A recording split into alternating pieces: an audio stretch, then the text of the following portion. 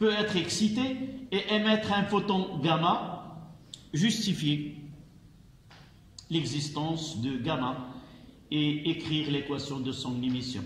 Les données, on donne la masse du noyau de l'américium, du neptunium et de la particule alpha.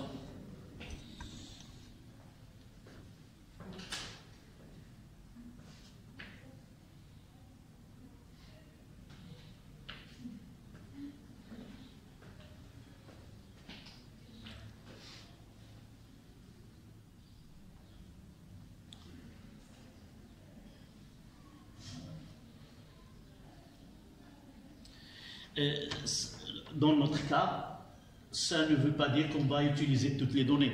Dans un exercice, on donne des données, mais parfois, on n'a pas besoin de certaines données. Ça veut dire que ce n'est pas obligatoire de faire apparaître ces données dans l'exercice.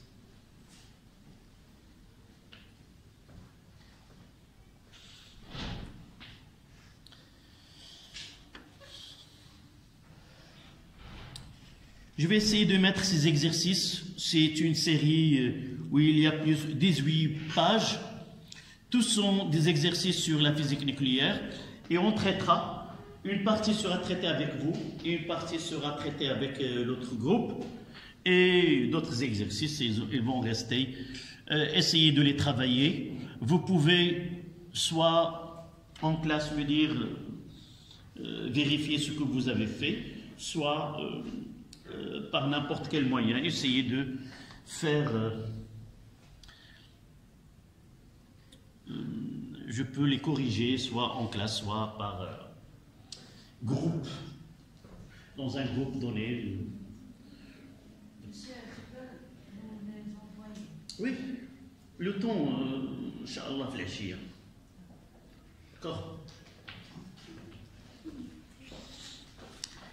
Donc, je reviens ici et parler de ces unités. Dans certains exercices, parmi les questions ou les compétences qu'on doit acquérir, c'est de travailler avec deux systèmes d'unités différents. Travailler avec le système international, qui est pour la masse le kilogramme, pour le joule pour l'énergie, et savoir convertir ces unités en U comme masse et le MeV comme unité de l'énergie. Vous voyez ici qu'il y a un lien entre le U et le MeV, c'est -2. Ça veut dire qu'il y a de l'énergie ici. Cette relation-là a été obtenue à partir, évidemment pour simplifier les calculs, a été obtenue à partir de la relation delta de E est égal à delta M C carré, ou tout simplement E est égal à M C carré. Vous voyez à partir de cette relation, uniquement pour justifier cette relation-là, vous voyez que M est égal à E sur C carré. Cette unité, elle est en accord avec la relation d'Einstein qui nous dit que la masse et l'énergie sont les deux faces de la même monnaie. C'est-à-dire, je peux exprimer l'unité de la masse en MeV divisé par le C carré. C'est-à-dire, si E est en MeV, et c'est quoi le MeV? Le MeV, c'est 3 lettres, et il y a le méga, c'est 10 à la puissance 6, un MeV. Méga 10 à la puissance 6 et électron-volt. Personne n'a été en première année sciences maths? Non. Vous étiez. L'année dernière, on faisait le travail d'une force électrique et nous avons l'expression, c'était Q fois la charge fois la tension. Si nous prenons la charge en U, en E, donc là, par exemple, pour un électron, c'est E fois 1 volt. Donc, un électron-volt, c'est 1,6 10 à la puissance moins 19 joules. Donc, de là, c'est 1,6. Et là, c'est 1,6 10 moins 19. Le coulomb fois le volt, c'est le joule. Et on obtient un MeV, c'est 1,6 10 à la puissance moins 13 joules. Donc, je reviens à cette relation. Si je prends le MeV pour unité de l'énergie, je peux avoir que la masse, là, peut s'exprimer, M, ça sera en MeV divisé par le C carré, ça devient C-2. Quelle est l'utilité de cette relation-là? Si C-2, si j'applique cette relation-là et j'exprime delta de N en MeV C-2, vous voyez là, delta de E en MeV, la masse en MeV C-2 fois C carré, nous voyons qu'il y a une simplification. Et nous obtenons directement l'unité en MeV. C'est l'utilité de cette relation-là. Une remarque très importante. Ne jamais apprendre des relations et vous utiliser de vous-même. Par exemple, dans un exercice ou dans un devoir, tu dis oui, je sais qu'un U est égal à 931,5 MeV C-2, je peux l'utiliser. S'il n'est pas donné dans l'exercice, vous n'aurez pas le droit de l'utiliser. D'accord? C'est que celui qui a fait cet exercice et laissez de connaître si vous pouvez aller à cette unité d'une autre manière. D'accord? Ça, oui?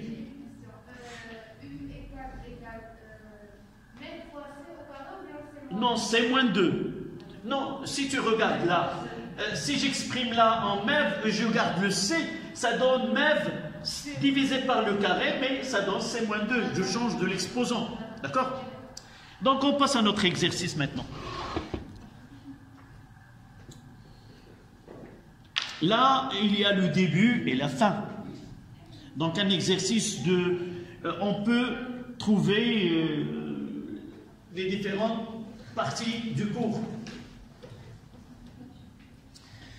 Donc, la question 1. Dites-moi comment... La question A. Écrire en justifiant l'équation de désintégration de la mérition 241,95. Alpha, ça veut dire quoi? Oui, je mettrai, là c'est la question A, AM 241,95. D'abord alpha, j'écrirai HE 4,2 plus la X à Z. Dans certains cas, non, attendez que dans certains exercices, et généralement, je dois répondre selon les données, même si on n'exige pas, en appliquant les lois de Soddy, écrire l'équation et identifier le noyau fils, vous devez, sans qu'on le vous dise, d'appliquer les lois de Soddy.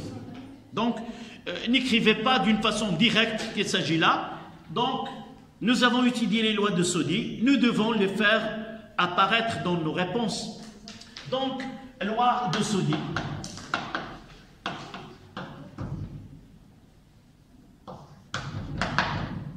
Dites-moi ce que je dois écrire. Mademoiselle, que tu as donné A-4 et ainsi de suite. 241 est égal 4 plus A. Et ça donne A est égal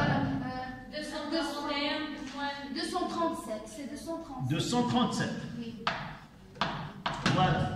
Deuxième équation. 95 est égal à Z plus 2. Ce qui donne à Z est égal 91. Voilà. 93. D'accord? Donc, le noyau, le nom, il est déjà donné. S'il vous plaît. Parfois, on ne donne pas le nom, on donne un ensemble de noyaux avec des symboles différents et c'est vous que vous devez choisir. Là, nous n'avons donné qu'un seul. Donc,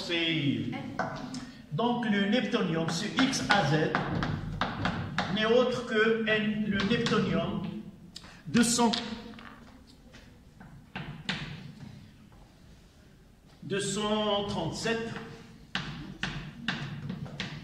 et 93. Voilà. D'accord?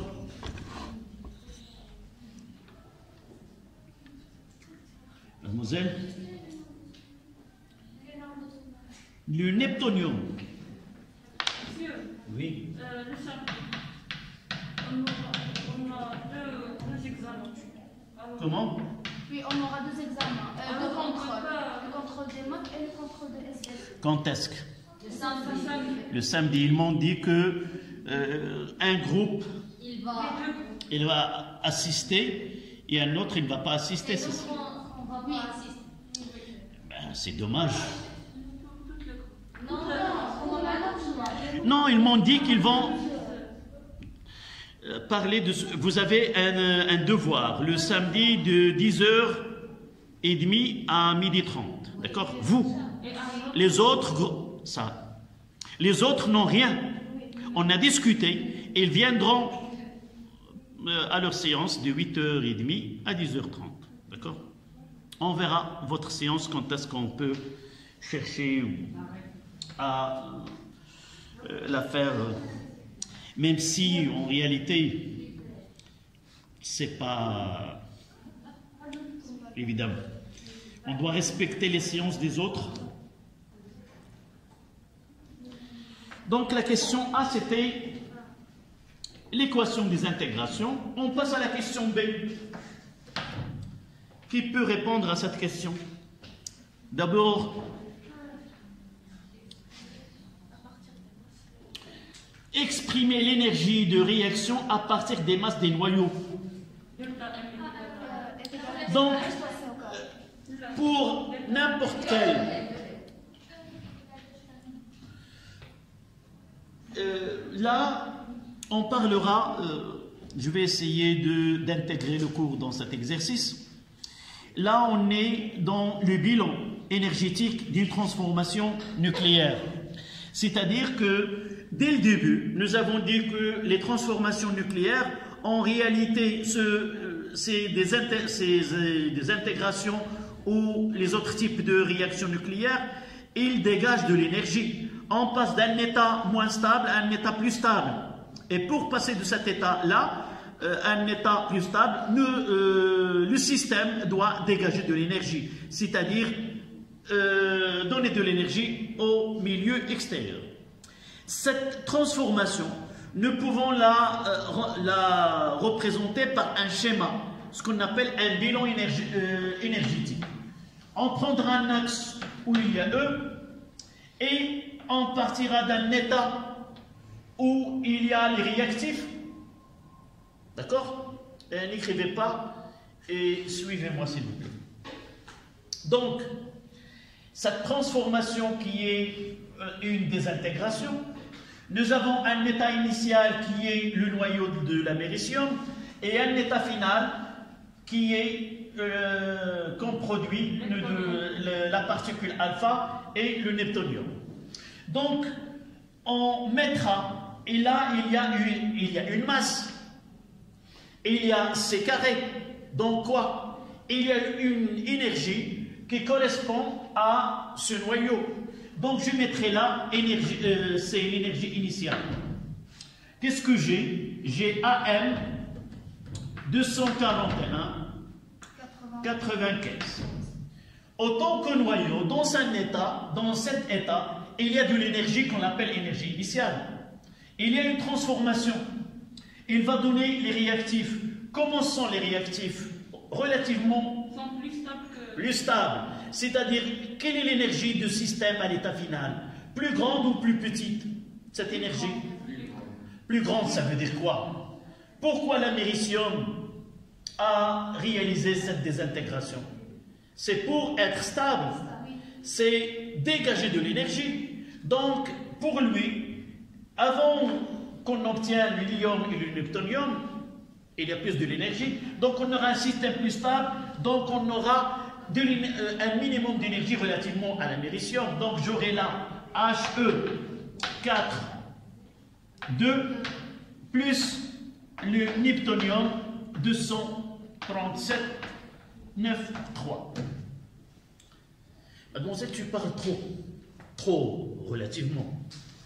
Mais dans une classe où il y a le silence, c'est facile de détecter le moins chuchotement. Donc, s'il te plaît, même avec ta bavette, j'arrive à entendre ta voix. D'accord? Donc là, c'est si on demande de dresser le bilan énergétique ou le diagramme d'énergie de sa transformation, généralement, dans toutes les transformations, l'état initial, il a une énergie supérieure à l'état final. Et de là à là, on parlera de delta de E. C'est l'énergie mise en jeu au cours de sa transformation. Elle est perdue, dégagée, donc elle est toujours négative. On ajoutera un petit peu, c'est que comment sa transformation se réalise. On fait un modèle, essaie d'approcher ce qui se réalise. En réalité, on passe d'un noyau à une particule plus un autre noyau. Mais au cours de cette transformation, on respecte les lois de Soddy, c'est-à-dire le nombre de nucléons avant et après, il est le même. Donc, qu'est-ce qui se produit en réalité? C'est une sorte de réarrangement. C'est comme si on fait passer le contenu de ce noyau. Combien il a de protons? 9, 5 protons, plus 241 moins 95. Faites, s'il vous plaît, le calcul. Mademoiselle, voilà ta calculatrice. Il est emprisonné ici, sans qu'il soit être 200, 146. Plus 146, quoi? Qu'est-ce que j'écrirais? Combien? Quoi? N1, 0. Mademoiselle, tu as fait le calcul? Non. Il a utilisé une calculatrice, il a de chances à être correct. Donc, si vous voulez, c'est de là à là, qu'est-ce qu'on fait? Ce passage du noyau à ses constituants séparés, c'est de l'énergie. Ça correspond à quoi? Non. Qu'est-ce que nous avons défini l'énergie de liaison? C'est quoi? C'est l'énergie qu'il faut fournir à un noyau pour séparer ses... Donc ça sera EL. EL de AM. Est-ce que vous êtes d'accord? Oui. Voilà. De l'autre côté, qu'est-ce que j'aurai ici? De là à là, je fais l'inverse de ce travail-là. Donc ça sera le moins. Moins quoi? De là, c'est comme je fais constitution de deux noyaux. Il y a l'hélium, EL de quoi? De HE, plus EL de neptunium. Si ça veut dire énergie perdue? Là, c'est l'énergie au total. Elle est perdue vers le milieu extérieur. Là, c'est moins. Donc, il y a une relation entre ce delta de E et ces énergies-là. D'accord? Delta de E. Déjà, j'écrirai avec ces signes. Là, c'est EL. Et là, il y a le moins. Et je mettrai EL de HE moins plus EL de neptunium. Et je ferme les crochets.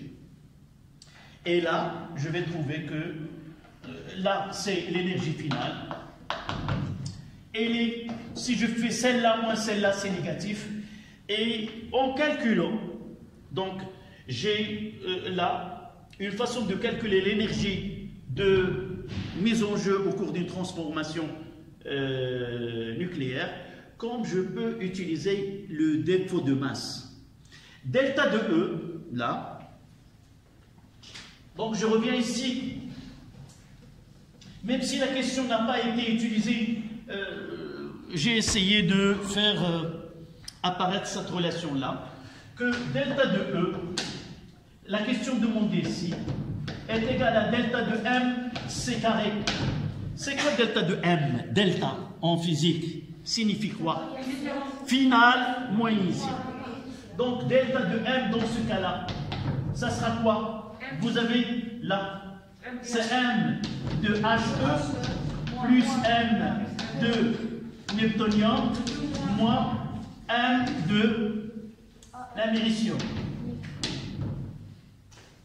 Ils nous ont demandé de faire l'expression, c'est delta de E donc est égal à M de HE plus M du newtonium moins M de AM. Le tout fois C4.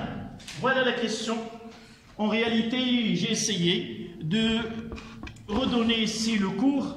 Parfois, dans un exercice, au lieu de donner les masses des noyaux, ils peuvent donner les énergies de liaison de chaque noyau. Et nous pouvons utiliser cette relation, soit par défaut de masse, soit par les énergies de liaison de chaque noyau. D'accord? Donc, essayez de prendre cette réponse. Et si quelqu'un il a écrit, peut nous faire le calcul.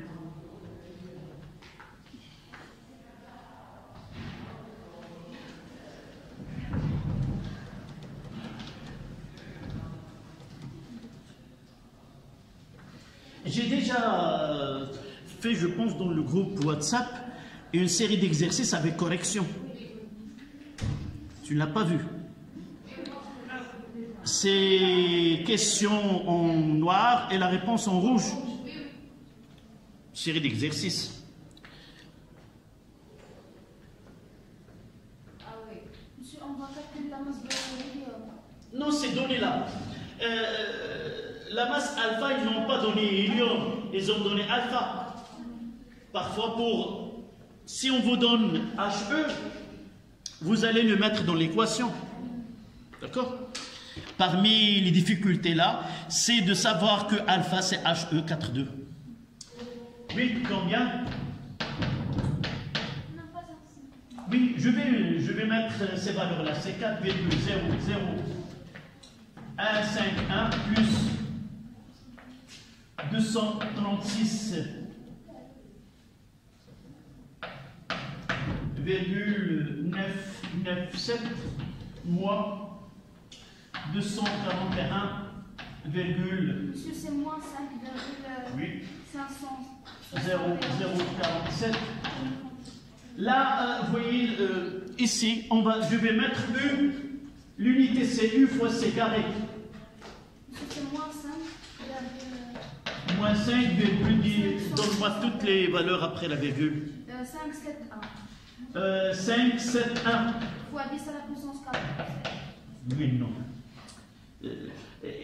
Regarde, il n'y a pas de... Tu reprends les calculs. Il n'y a pas 10. Tu as fait tout le calcul ou uniquement les défauts de masse? Si je trouve 652,04 fois 10 à la puissance 3. Comment? Combien? 652,04 fois 10 à la puissance 3. Uniquement ce calcul-là. Uniquement les masses. Donne-moi uniquement les masses.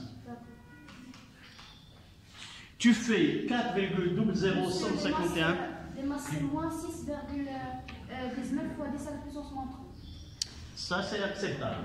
Donc, est égal.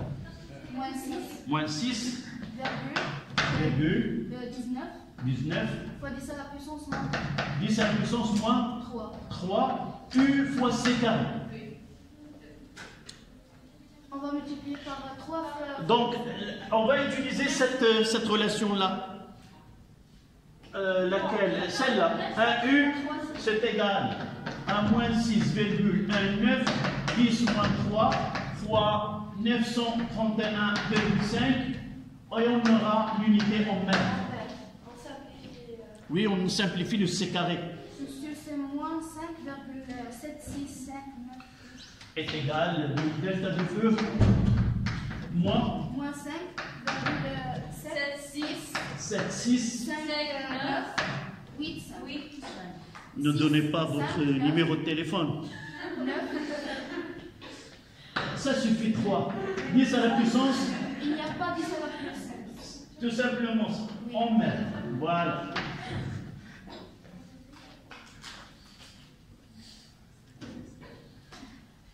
Moins 5,765 mètres. Donc on écrira l'énergie dégagée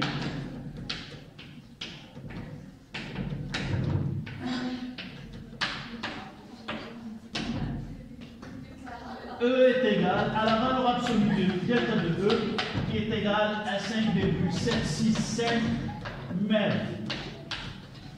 Voilà. Toujours il faut finir par cette phrase. Le moins qu'on a ici, on le remplace par énergie dégagée.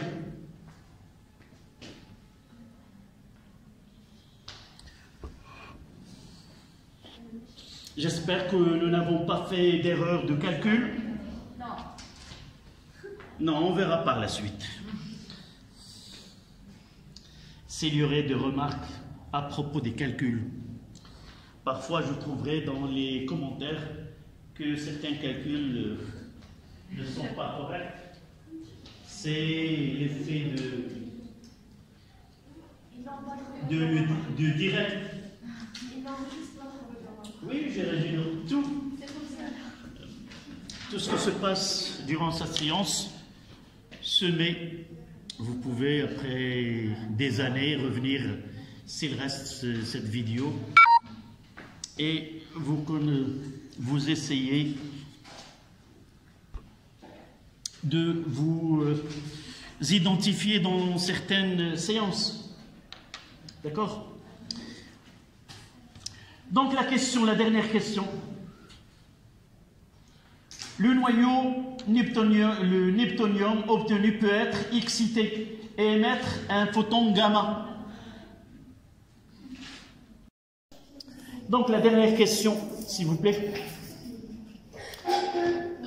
On revient à ce qui se passe ici, c'est une désintégration. C'est de l'énergie qui est dégagée. Cette énergie-là, elle est absorbée par les électrons qui sont autour du noyau. Qu'est-ce qu'il provoque? C'est quoi l'excitation? L'excitation, normalement, un noyau ou une atome, elle est constituée de cortège électronique, et à l'intérieur il y a des noyaux. Nous n'avons pas étudié dans notre programme que ces nucléons sont disposés à l'intérieur du noyau selon une configuration semblable à celle que nous avons étudiée en tronc commun. La configuration électronique, qu'est-ce que vous avez étudié? Comment les électrons sont répartis autour du noyau selon des couches K, L, M, et comment ils sont remplis ces couches? K avec 2, L avec 8. Donc, il y a un mode de répartition. De la même façon, il y a une répartition de nucléons à l'intérieur et aussi des électrons. Certains électrons peuvent absorber cette énergie et peut passer d'un niveau à un autre. Il peut passer par exemple de K à L ou de L à M ou ainsi de suite. Ça dépend des couches là.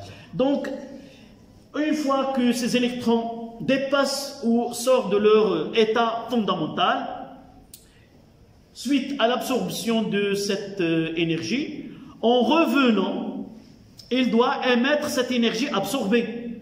Et cette énergie émise lors de retour à l'état fondamental, c'est de la lumière.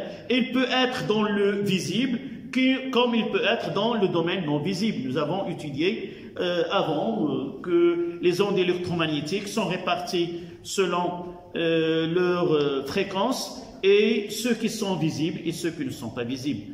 Donc tout simplement, pour répondre à notre niveau, le noyau obtenu peut être excité et émettre un photon justifie l'existence. Tout simplement, il faut dire que lorsque le noyau absorbe cette énergie dégagée par la désintégration, rend le noyau dans un état excité. En libérant cette énergie, sous forme des photons, il devient stable et se rend à l'état fondamental. Vous écrivez, s'il vous plaît, pour la question C. Suite à une absorption de l'énergie, suite à l'absorption de l'énergie dégagée à la suite de cette désintégration,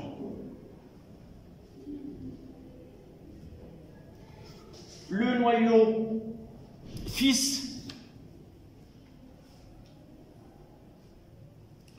se trouve en état excité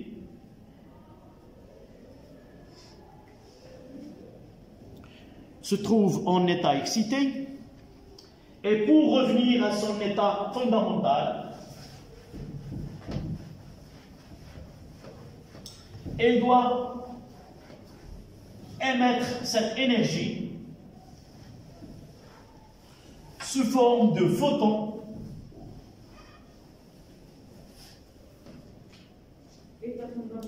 et pour revenir à son état fondamental, elle doit émettre cette énergie sous forme des photons,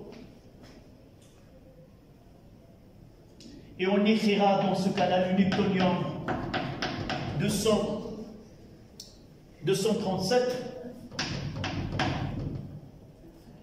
87 combien 83 donne du newtonium 237 9,3 plus gamma.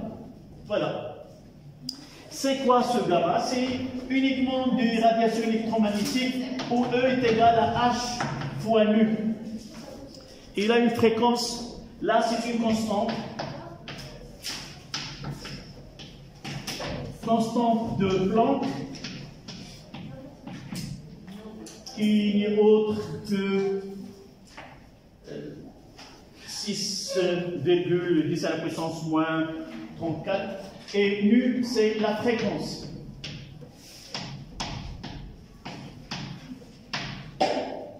De cette radiation. Voilà cet exercice. Vous retrouvez d'autres.